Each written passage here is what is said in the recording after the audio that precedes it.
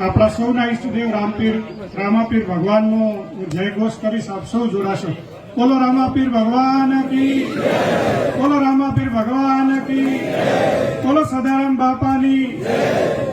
આજે દોતીવાડા તાલુકાના બાટલી ગામે આપણા વાવ મત વિસ્તારના ધારાસભ્ય બાહુસ લીડર એવા જ્ઞાનીબેનના સત્કાર સમારંભમાં આપણા સૌની વચ્ચે ઉપસ્થિત પરમ સન્માનીય, પરમ આદરણીય, પ્રાત સ્મરણીય પૂજ્ય સંત શ્રી નાગપુરી બાપુ, આ વિસ્તારના પૂર્વ ધારાસભ્ય અને હમણાં તો મને લાગે છે બેન 1 મહિનાથી સતત અમને ઉત્સાહ પૂરો પાડે છે. જેકી સાહેબ તો આ દિશામાં ગયા, પણ નથાભાઈ નક્કી કર્યું છે કે આ વખતે કંઈક કરી બતાવવું છે.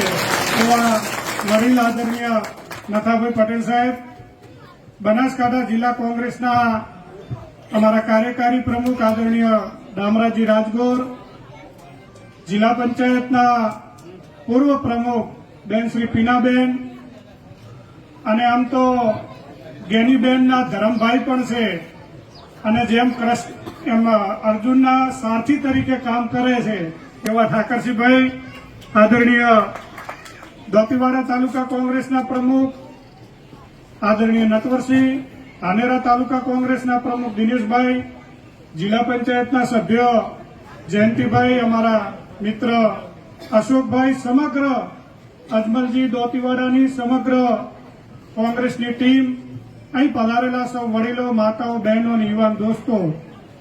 આમ તો ખૂબ ઠાકરસિંહભાઈએ પણ વિગતવાર વાત કરી, આદરણીય દામરાજીએ પણ વાત કરી છે, એટલે હું વક્તા નથી અને થોડીક મારી સંગઠન પ્રમુખ તરીકે મર્યાદાઓ પણ છે.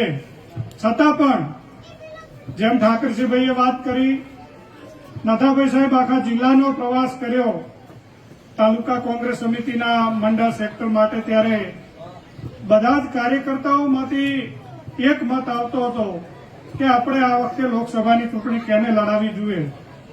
ત્યારે કાર્યકર્તાઓ, જનતાનો અવાજ જિલ્લા કોંગ્રેસના પ્રમુખ તરીકે ઠાકરસિંહભાઈ મેં હાઈકમાન્ડ સમક્ષ મૂક્યો કે સમગ્ર બનાસકાંઠા જિલ્લાની એક લાગણી છે કે જો આ વખતે જ્ઞાનીબેન ઠાકોરને આપણે લોકસભામાં ઉતારીએ તો ભારતીય જનતા પાર્ટી સામે આપણે મજબૂત ટક્કર પણ આપી શકીએ અને જીતી પણ શકીએ.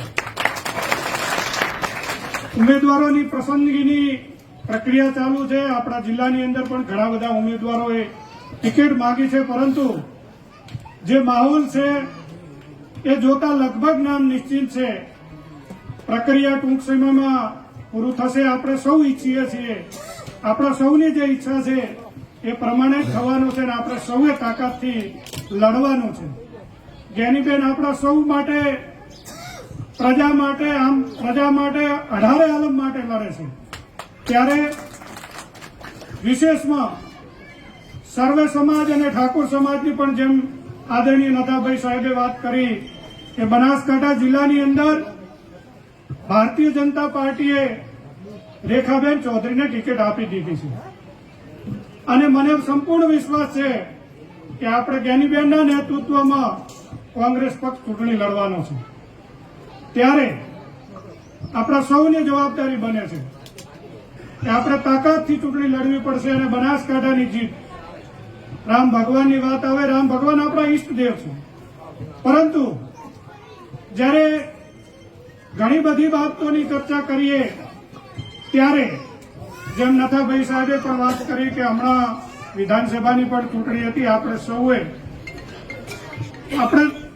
જે સામે ખોબલે ખોબલે મત આપ્યા, ત્યારે આજે ધાનેરા મત વિસ્તારના ઠાકોર સમાજે પણ અન્ય સમાજને વિનંતી કરવાની જરૂર છે. જો બેન ઉમેદવાર